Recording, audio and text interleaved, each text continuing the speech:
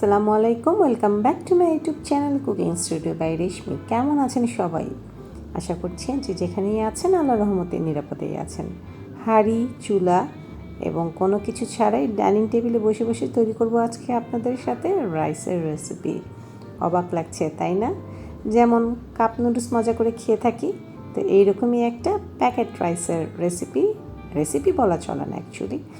আমি প্যাকেটটা কিনে এনেছি আপনাদের সাথে শেয়ার করা নতুন একটা ইনগ্রিডিয়েন্টস, নতুন একটা আইডিয়া।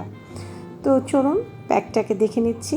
গ্লুটেন ফ্রি এবং লেখা আছে কীভাবে কী করতে হবে, এবং চুলা হাঁড়ি পাতিল ছাড়াই মজা করে তৈরি করে ফেলবো একদম ফ্রাইড রাইস। তো পিছে সব কিছুই ডিটেলস দেওয়া আছে, কিভাবে কি করতে হবে, কতটুকু কি দিতে হবে। প্যাকেটটা খুললে তখন বিস্তারিত জানতে পারবো। আর এটার খুচরা মূল্য আছে 150 টাকা। তো ব্যাচেলার এবং যারা রাইস রান্না করতে জানেন না বা পারেন না, তাদের জন্য অনেক সুবিধা হবে এই ভিডিওটা।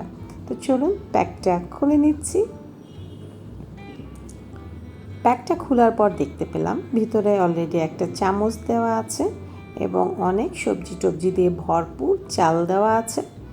তো এখন এটা আমরা কিভাবে রান্না করব, কি করব, চামচটা খুলে দেখলাম খুব সুন্দর একটা ফ্লেক্সিবল চামচ আছে দেওয়া, আর সাথে দেওয়া আছে একটা সিজনিং অয়েল, আর ভালো পরিমাণের রাইস দেওয়া আছে। তো আমি একটু এটাকে একটা বোলে ট্রান্সফার করে নিচ্ছি। দেখছি যে এটার মধ্যে সবজি কি কি দেওয়া আছে। বাঙালি বলে কথা, একটু তো ঘেটে দেখতেই হবে। ওয়াও, ভালোই। শ্রিম্প দেখলাম প্রথমেই, ছোট চিংড়ি মাছ দেওয়া আছে, আর লটস অফ ভেজিটেবলসও দেওয়া আছে। তো এখানে গাজর দেখতে পেলাম, একটু পাতা টাতা দেখতে পেলাম, আর চাল তো আছেই।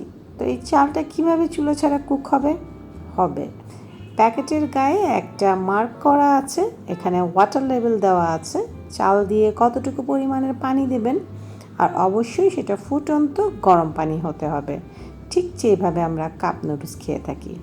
একটা সিজনিং অয়েল দেওয়া আছে, এটাও অ্যাড করতে হবে, নাহলে কিন্তু রাইসটা খেতে মজা হবে না। তো আমি সিজনিং অয়েলটা সুন্দর করে কেটে নিচ্ছি, আর প্যাকেটের ভিতরে আবার সে রাইসটা ট্রান্সফার করে দিয়েছি, যেহেতু রাইসটা টোটালি রান্না হবে এই প্যাকেটের ভিতরে।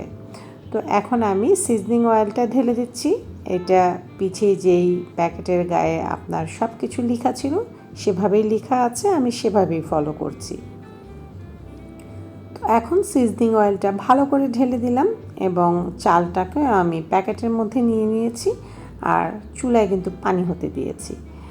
তো বা ক্যাটেলে করেন, চুলায় করেন, বা ওভেনে পানি গরম করে নেন, সেইটা টোটালি আপনার ব্যাপার।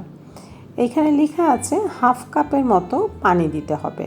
তো আমি এই হাফ কাপের মেজারমেন্ট কাপটাও নিয়ে নিয়েছি। এখানে আমি এখন ভালো করে গরম ফুটন্ত টকবগে ফুটন্ত গরম পানি এই প্যাকেটের ভিতর দিয়ে দিব। দিলেই তৈরি হয়ে যাবে আমার মজাদার রাইস। অবশ্যই প্যাকেটটা ট্রাই করে দেখতে পারেন। মামা কোম্পানির নুডলস তো আমরা খেয়েই থাকি, আর মামা কোম্পানির রাইসটাও খেয়ে দেখলাম, খেতে অসাধারণ হয়েছিল একদম সত্যি।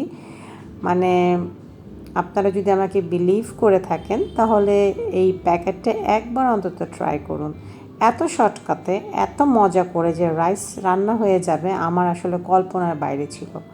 আমি এই জিনিসটা দেখার জন্যই প্যাকেটটা কিনে নিয়ে এসেছি এবং আপনাদের সাথে শেয়ার করলাম। আর একটু পানি দিতে হবে, হয়তো বা খেয়াল করেছেন দেবার সময় একটু পানি নিচে পড়ে গিয়েছিল, যেহেতু অনেক গরম পানি ছিল। তো এখন এটা জিপ লক ব্যাক সিস্টেমে করা। আমি এখন জিপ লকটাকে সুন্দর করে লক করে দিচ্ছি। প্যাকেটটা ভালো করে সিল হয়ে গেল, ভিতরে রাইসটা নিজে নিজে তৈরি হবে। আমি এই যে দেখিয়ে দিলাম, দেখেন ভালোভাবে সিল করতে হবে কিন্তু। আর এখন আপনাদের আমি টাইমিংটা দেখিয়ে দিচ্ছি যে কতটুকু টাইম এটা প্যাকেটের ভিতরে রাখতে হবে। আমি 2টা আটে এটাকে দিয়ে দিচ্ছি, আর ঠিক 7 মিনিট পর, 7 থেকে 8 মিনিট পর আমি আবার খুলে নেব। 2:15 আমি খুলছি। ডিং ডিং ডিং ডিং, কেমন হলো রাইসটা?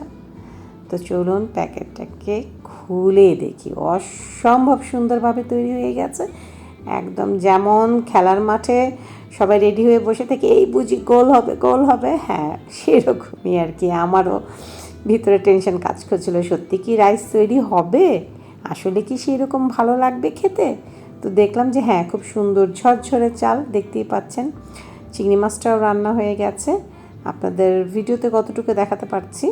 তো আমি প্লেটে এইটাকে সার্ভ করে দিচ্ছি, দিয়ে দেখিয়ে দিচ্ছি কত সুন্দরভাবে রাইস তৈরি হয়ে গেল। তো এই হচ্ছে আজকে আমার রেসিপি বা প্যাকেটের রেসিপি। তো রেসিপিটা ট্রাই করবেন, প্যাকেটটা কিনে এনে খেয়ে দেখবেন এবং কমেন্ট বক্সে জানাবেন যে আপনাদের কেমন লাগলো। এইরকম রাইসটা অনেকের জন্যই কিন্তু নতুন, আমার জন্যও নতুন ছিল।